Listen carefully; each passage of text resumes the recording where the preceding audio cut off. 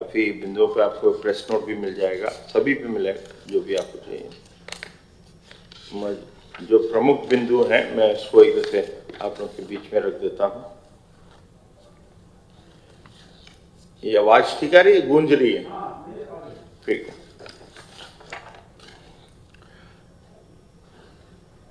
जनपद मिर्जापुर में विंध्यवासिनी जी का जो मंदिर है, माँ विंध्यवासिनी जी का, कि उसकी गलियों के फसाड ट्रीटमेंट के निर्माण, उसमें जो जाने वाला मार्ग है उसको जोड़ने वाले जो मार्ग हैं उसका सुदृढ़ीकरण, फिर निर्माण तथा मंदिर में फिर परकोटा एवं परिक्रमा पथ के निर्माण किए जाने के, तो 3 कार्य हैं वहाँ पर, जिस तरह मैंने बताया।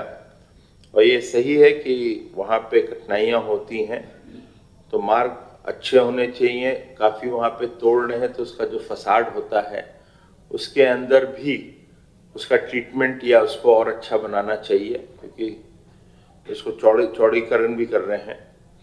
तो इन सब चीज़ों को लेके इन 3 परियोजना के ऊपर जो आपके पहले गलियों का फसाड का ट्रीटमेंट के निर्माण है, उसमें 40.38 करोड़ रुपए का है। 40.38 करोड़। फिर दूसरा जो कार्य है वो है जाने वाले रास्ते के सुदृढ़ीकरण का, वो है 45.76 करोड़ का है। फिर अगला जो है वो 41.88 करोड़ 41.88 करोड़, जिसमें निर्माण तथा परकोटा एवं परिक्रमण पथ का निर्माण का कार्य है। तो इनके लिए आया था। ये कार्य पूरा 2022 तक ही हो जाएगा। फिर अगला जो बिंदु है, जनपद देवरिया में राजकीय आस्थान पुरानी कचहरी है की भूमि है, उस पर शहीद स्वर्गीय रामचंद्र विद्यार्थी स्मृति स्थल का विकास और संग्रहालय का निर्माण कार्य है। ये एक देवरिया के अंदर छोटे से गांव में बाबूलाल प्रजापति जी के बेटे श्री रामचंद्र, जो 7वीं कक्षा में थे, वो 14 अगस्त 1942 में वो कलेक्ट्रेट जो है वहां पर, जो जॉइंट मजिस्ट्रेट का कोर्ट है, वहां पर तिरंगा फैलाने पहुंच गए थे अपने छात्रों के साथ, मतलब दोस्तों के साथ। और उन्होंने वो किया और अंग्रेजों का झंडा निकालकर तिरंगा लहराया, मगर उनको फिर गोली मार दी, उनकी मृत्यु हो गई। तो उनके पुरानी कचहरी के अंदर वहां पे जो भूमि है उसको 0.532 हेक्टेयर्स जो भूमि है उसमें वो पर्यटन विभाग को निःशुल्क दिया जा रहा है। और आपको 1955 में यहाँ पर श्री रामचंद्र विद्यार्थी जी की स्मारक बनाई गई थी, मगर फिर उसमें कलेक्ट्रेट और के रूप में बदल भी दिया गया। तो ये निर्णय किया गया कि 75वीं जो वर्षगांठ है हम लोग की आज़ादी की, उसके अंदर इस प्रकार का एक स्मारक होना चाहिए, जो किया जा रहा है। जो अगला बिंदु है, ये केंद्र सरकार की योजना है जिसको कहते हैं एडॉप्ट एंड हेरिटेज पॉलिसी। आपको याद होगा प्रधानमंत्री जी ने कहा था कि हिंदुस्तान के अंदर इतने स्मारक हैं, मगर उसकी जो सहभागिता है वो पब्लिक से भी होनी चाहिए, CSR फंड के माध्यम से या कॉरपोरेट के माध्यम, कॉरपोरेट जो वर्ल्ड है, जगत है। तो उसी के तहत वो पॉलिसी यहाँ पर भी लागू की जा रही है। और इसमें हमारे संस्कृति विभाग द्वारा इसको संचालित किया जाएगा। और इसके अंदर एक स्मारक मित्र जो भी इसकी देखरेख करेगा, रख रखाव करेगा, उसमें जो जन सुविधाएं जो देंगे, उसको जो उसमें कोई भी इंडिविजुअल हो सकता है या एक उद्यमी भी हो सकता है, वो अपने CSR फंड के माध्यम से करेंगे तो उनको स्मारक मित्र कहा जाएगा। वो एक MOU साइन करेंगे और वो MOU के माध्यम से वो कार्य करेंगे।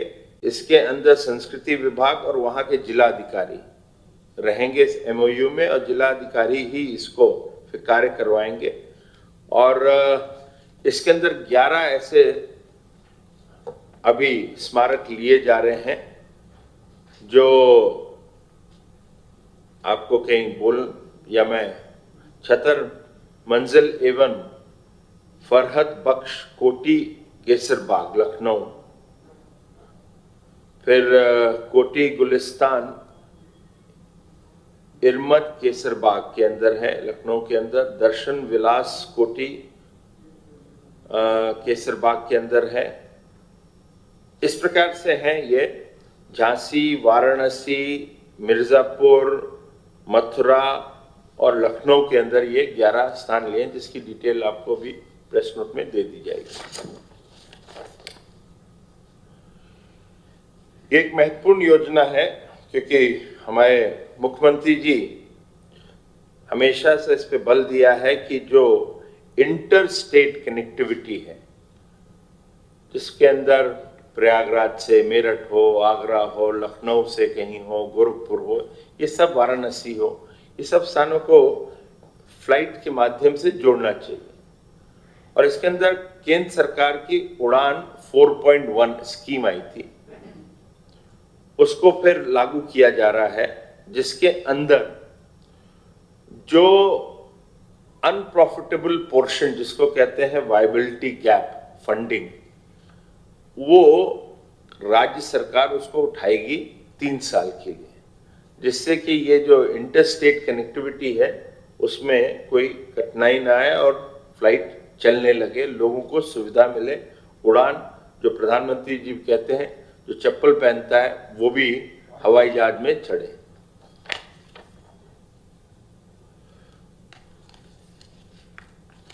इसके अंदर एक, जिससे कि उत्तर प्रदेश के अंदर जो फ्लाइंग एकेडमी हो, क्योंकि आवश्यक है कि आपके इंटरस्टेट के फ्लाइट्स चल रहे हैं तो दूसरी तरफ आपको स्किल्ड लोग भी मिलने चाहिए, पायलट्स भी आने चाहिए।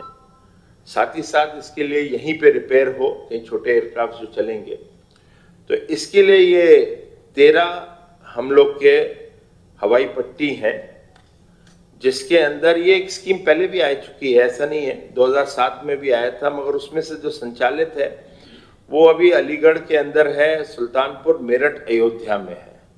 तो 17 ऐसी हवाई पट्टियां हैं राज्य की। उसमें से अब पूर्व की नीति को फिर से ठीक कर, उसमें संशोधन करते हुए 13 जो हैं वो और जोड़ी जा रही हैं हवाई पट्टियों को। और इसके अंदर जो फ्लाइंग एकेडमी और रिपेयर मेंटेनेंस का जो काम होएगा, अनुरक्षण का काम जो प्रशिक्षण का होएगा, वो सब इस पे फिर किया जाएगा। इस नीति के अंदर जैसे स्टूडेंट्स होते हैं, स्टूडेंट से जो एक शुल्क जो होएगा उसमें 3% राज्य सरकार लेगी। इसी प्रकार से इस पॉलिसी के अंदर अन्य चीजें भी आएंगी कि चिन्हित हवाई पट्टी के उपयोग की अनुमति एक हवाई पट्टी पर 4 संगठनों को दी जा सकती है। इस प्रकार के ये नीति के अंदर दिया जा रहा है, जो आप लोगों को डिटेल में भी दे दिया जाएगा जो प्रेस नोट में।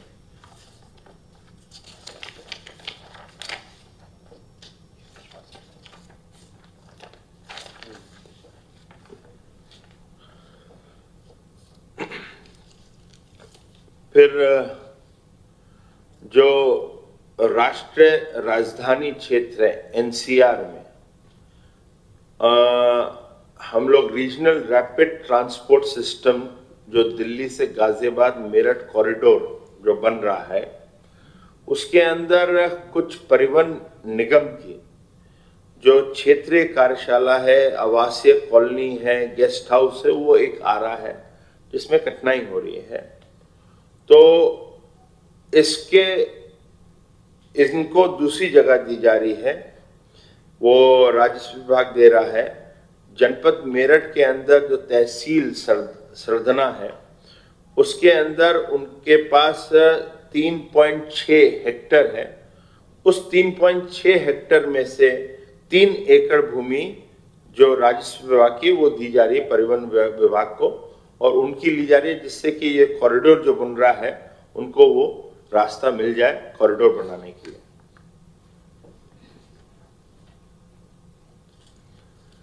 अगला जो बिंदु है,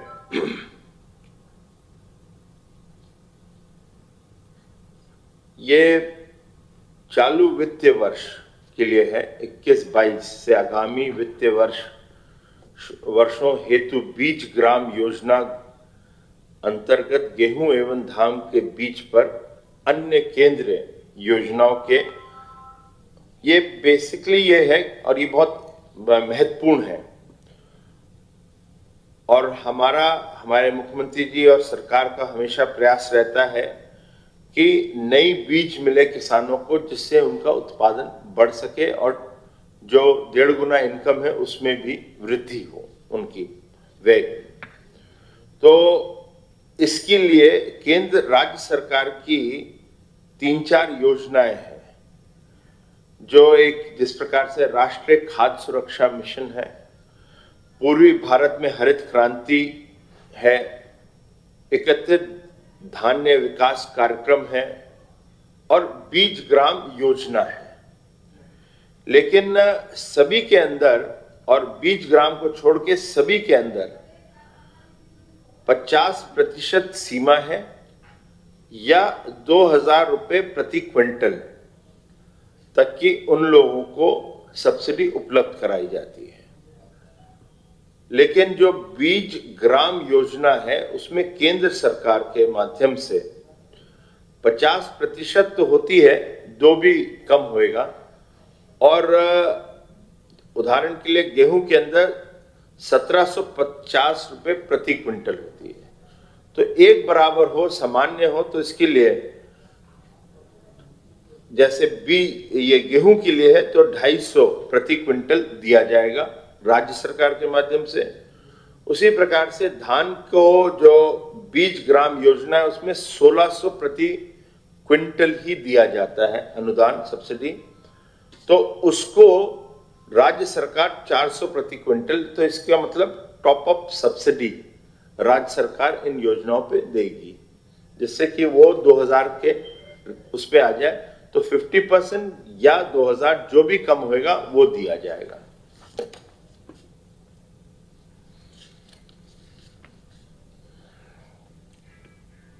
एक उत्तर प्रदेश जिला खनिज फाउंडेशन न्यास है, उसकी नियमावली में जो एक सेकंड संशोधन किया जा रहा है, द्वितीय संशोधन है।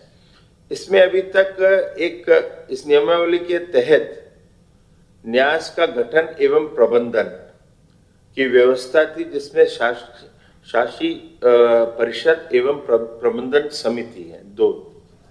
लेकिन इसके अंदर सांसद, राज्यसभा या लोकसभा या विधानसभा या विधान परिषद के सदस्य शामिल नहीं थे। तो इसके लिए संशोधन है कि यह आने वाले समय में इनको रखा जा सकता है।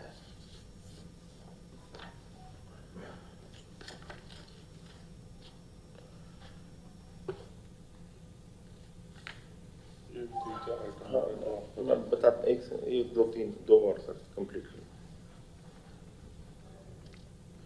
ये एक महत्वपूर्ण है कि उत्तर प्रदेश के अंदर जो विधेयक हैं, तीसरी दफे हो रहा है कि वो किसी काम के नहीं है, वो उनको निरस्त करने का। तो ऐसे कानून जो हैं, और ये काफी अच्छी संख्या में 797 ऐसे आज तक जो कानून है उसको निरस्त कर चुके हैं, और ये आज आया था, कुछ और एडिशनल थे उनको भी लेते हैं। 797 कानून है जो पुराने हो गए हैं, अब लागू नहीं, व्यवहारिक नहीं है, उससे कठिनाइयां जनता को होती हैं, इन सब को, या कुछ उद्योग लगाना है तो उनको सबको निरस्त किया जा रहा है। तो अभी तक थर्ड ये संशोधन है, तो इसमें किया जा रहा है। तो ये एक महत्वपूर्ण है 797, और इनकी डिटेल्स जो है ये है कि आप लोगों को अलग से प्रेस करके इसमें आप लोगों को दिया जाएगा। नहीं कर, आज जो लेके तो 797 निरस्त हो गया ना, हो गया। जो हाउस में जाना होगा हाउस में बस वो। अगला एक और विषय जो मुख्यमंत्री जी ने लिया है वो महत्वपूर्ण है। आप लोगों को याद होगा कि नगर निगम का क्षेत्र बढ़ाया गया था और ग्रामीण क्षेत्र काफी ले लिए गए थे, लेकिन उनके साथ साथ उनकी समस्याएं जो हैं उसको भी समय समय पे उसका भी सॉल्यूशंस हम लोग को देना है। मगर इसमें जो एक सबसे बड़ी प्रॉब्लम आ रही थी कि नगर निगम में तो टैक्स लगते हैं, अन्य वाटर टैक्स, हाउस टैक्स, ये सब लगाया जाता है। तो ये निर्णय किया गया कि इस पे कोई टैक्स नहीं लगेगा आने वाले कुछ दिन तक की, कुछ सालों तक की, और इसके साथ साथ इनको कोई भी किसी प्रकार की नोटिस नहीं दिया जाएगा। इससे जो ग्रामीण क्षेत्र नगर निगम में आया है उनको बहुत बड़ी सहूलियत और राहत मिलने वाली है। ना तो ये रोज की उनको समस्या आती थी जिसमें ये करा जा रहा है, नहीं किया जाता है तो वो 2 साल हो 3 साल हो, मगर वो किया जाएगा। मगर अभी तो इसको लागू कर दिया गया है।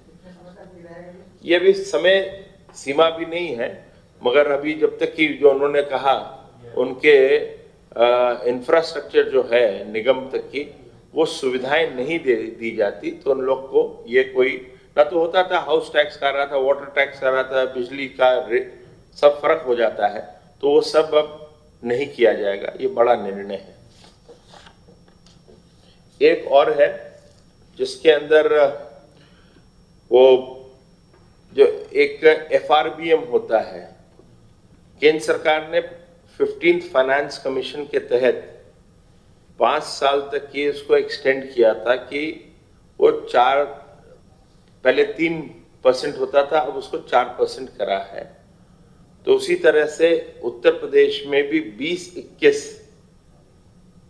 से 2026 तक की संशोधन किया गया है इस एक्ट के अंदर, और 4% जो है पहले साल का है, और फिर बाकी 3 साल का 3.5% किया जाएगा। ये फिस्कल डेफिसिट है, उसका बजट का मैक्सिमम कितना हो सकता है? तो बजट बढ़ जाता है। घाटा कितना हो सकता है? तो जल निगम का तो इससे करने वाला है, तो ग्रामीण वाला वो अलग है। दोनों मैं बता देता हूँ। उत्तर प्रदेश जल निगम के सरप्लस कार्मिकों को स्थानीय निकायों में बॉडी शॉप, मतलब आप एक दूसरे के उपयोगिता के आधार पर आप ले सकते हैं, बॉडी शॉप कहते हैं, के आधार पर प्रतिनियुक्ति पर तैनात किए जाने तथा जल निगम के मृत कार्मिकों के आश्रितों को स्थानीय निकायों में नियुक्त किए जाने के संबंध में इसकी अनुमति आज दी गई है। क्योंकि ग्रामीण और शहर के बीच में आपको पता है कि अब निगम बढ़ गया तो वो भी चाहिए, तो उनको ट्रांसफर भी करना है, तो उसकी बॉडी शॉपिंग कहा जाता है। उसके तहत ये आज अनुमोदन लिया गया है, और कहीं उनके मृत कार्मिकों को फिर उनको भी उसी तरह से उनको जगह दी जाएगी, तो इसका निर्णय लिया गया है।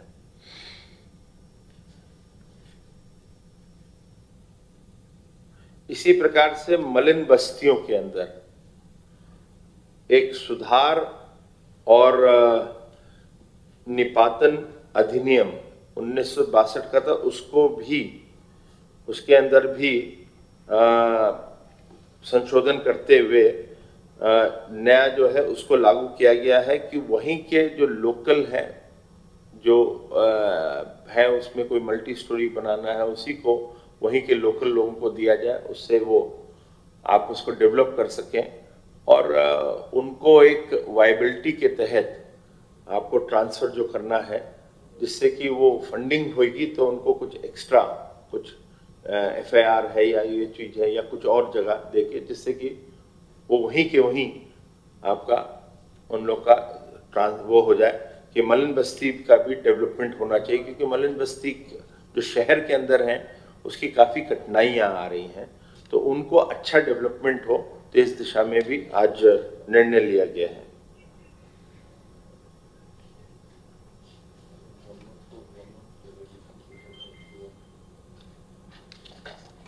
ये सब थे आपके बीच में,